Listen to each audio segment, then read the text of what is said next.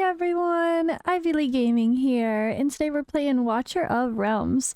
For today's video, I'm going to go through and do some dev insights. Let's take a look at the past couple weeks.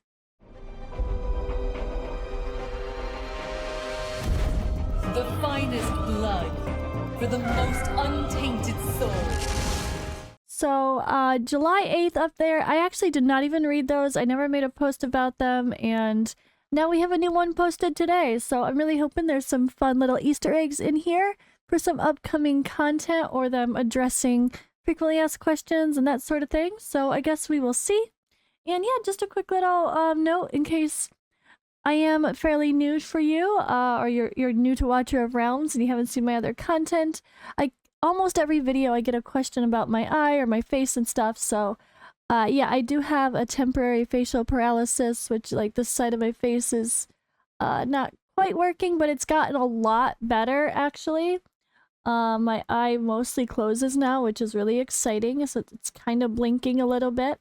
And yeah, it's a work in progress, but been doing some therapy and it's getting better. But yeah, that's why I look like a derpy pirate. All right, so July 8th, Dev Insights. Let's scroll it up to the top. So I'm not going to read every single one like usual. I'm going to pick out some that I think at least address some topics and kind of skip around. All right, now the first one I love. So they say auto fights should happen with the same equipped items that we won with.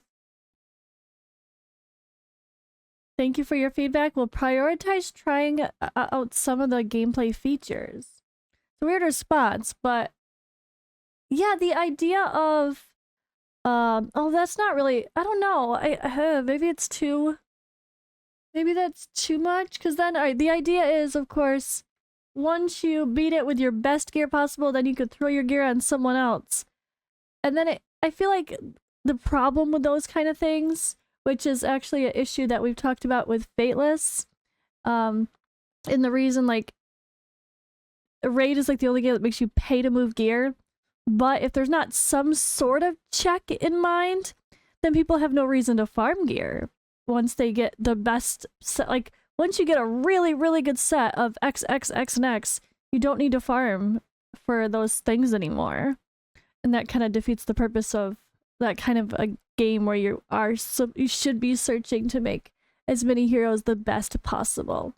So that's been an interesting conversation. But okay, and just side note, FATELESS has a really cool solution regarding that. I promise. But anyway, yeah, I don't know. I think that would be okay, but I don't think it's necessary. Because we do have it would be amazing. I mean, but obviously the more quality of life the better. But at the same time, does it just make people stop farming? And in this kind of game, farming, the grind is a big part of it. So I don't know. I don't know how I feel about that one. I could go either way.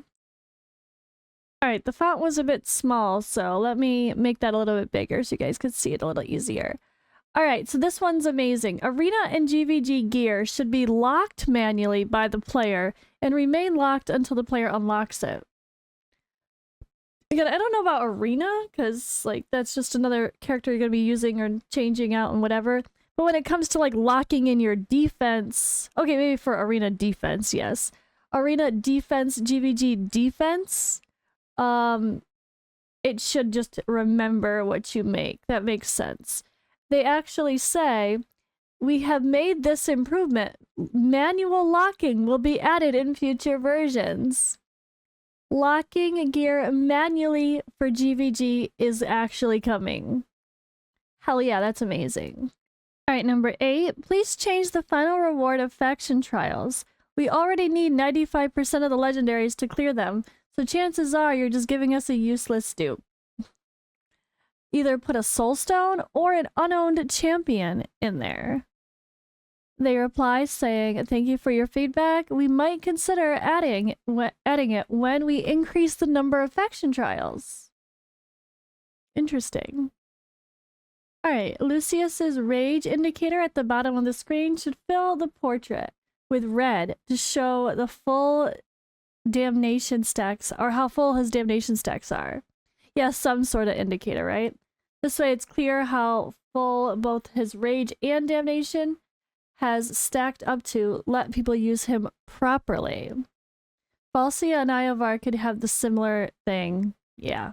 So they said, we will add similar indicators to display interface.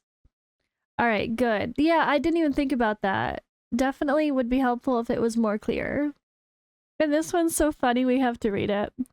Why would I click on Anora within the hero list every time I need to see her ass on the full screen, right? Why doesn't she appear like all the other heroes?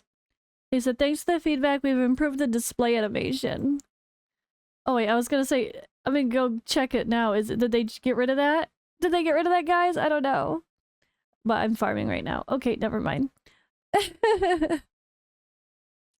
Alright, so next, a way to search for specific tags that heroes have, or even in a battle screen, so you can look for Dispeller, Debuffer, or Summoner without needing to look for those heroes one by one. They said, thank you for feedback. We currently need to sort out the necessary tags. We will consider this method for easier hero filtering. Yeah, definitely need some way, like, it should be easier to see who does whatever X skill, you know, like whether, again, it's a summoner to go with a Nora, or a poison hero, or whatever it might be. Yeah, definitely could be helpful. Ooh, I love this. All right, gear dungeons feel so unrewarding. For a whole run of the gear dungeon, when doing over 200 runs, I did not get a single variant or ancient gear drop. Could be RNG, but we should at least have a pity for this and get a mix around like 8 or 9 variants or ancient drops for the whole duration of it. And they said, thank you for your feedback. We're currently researching how to implement these measures. It might involve a guarantee mechanism. That's really good to hear that they're considering that. Alright, emotes in the game could be used as an avatar. They look better than the current avatars. They said, we're creating more avatars, which will include emoji heroes and more. There's little fun cosmetics. Alright, now on to the ones from just today. So this big post here is talking about the frustrations of guild versus guild and unlocking gear.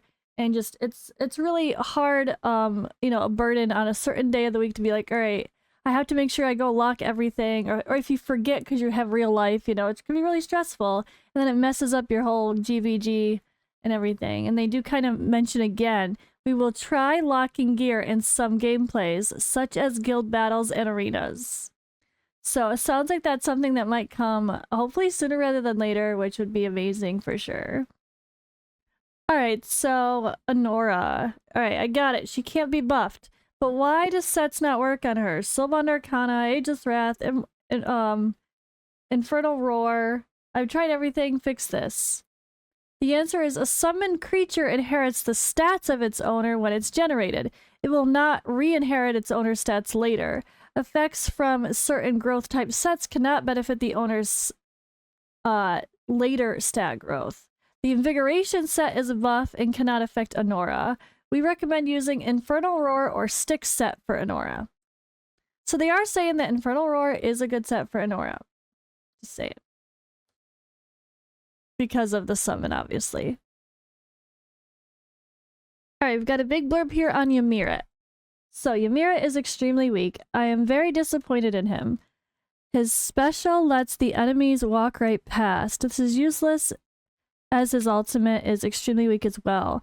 Not to mention, his basic attack is weak. This is something I was super excited to get him, but not much now.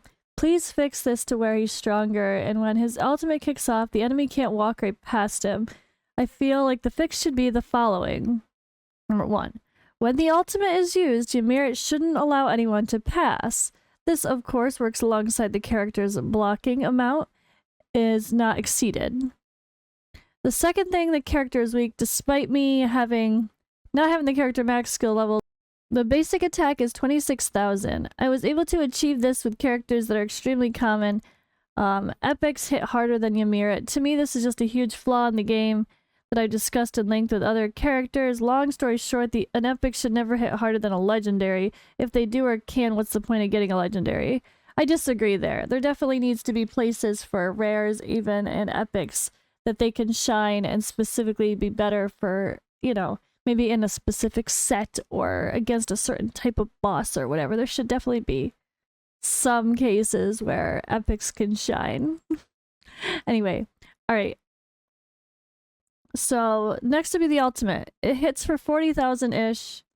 This also has to do with skills and weapons, yes, but I would like to add that the best gear I put on this hero, it's still very weak. That being said, if these items were fixed to the hero, it'll be worth it. If it's not fixed, then I and others will be extremely let down. Why hype up this legendary if they're not worth the time to build them? Honora is worth the investment of the time and skills, but she'll never pair with Ymerit because he's extremely weak. So the bonding skill at this point is also useless. Right, they do reply here, saying his design allows him to be airborne. He can't block, but he is safer than any ground unit. He also has very strong control abilities. The attack of ranged fighters is different from that of melee fighters. This is a rule. You can't compare it with ranged fighter heroes such as Zilla2. Or you can compare it. So, it doesn't sound like they think Ymerit needs a buff, but let me know in the comments below. Does Ymerit need a buff, guys? Is he underwhelming? I wouldn't know. I have not played with him. Alright, be able to enhance gear during background battles and sell them if they roll bad. They said, we're working on a feature that will allow players to upgrade gear during background battles after updating. I like that. I have to laugh at this one. There's been a lot I didn't really think worth noting, or not enough interest, you know, to continue some of those big questions. I just skipped a ton. But this is funny. Lust banner. That's it. That's the question. That's the comment. Just Lust banner. Nothing else. Thank you for your feedback. We'll reintroduce these hero banners in future updates. Stay tuned for announcements and community news. Just Lust banner. And yeah, I think I'll leave with that. There was a lot of questions and comments there, but I didn't really think it was too much besides fluff otherwise for the rest of this one. So yeah, hopefully we got a little bit of hype there. There was a couple good responses actually. A few nice comments there. Let me know what you guys think in the comments below. Thank you guys for watching, and I will see you in the next video.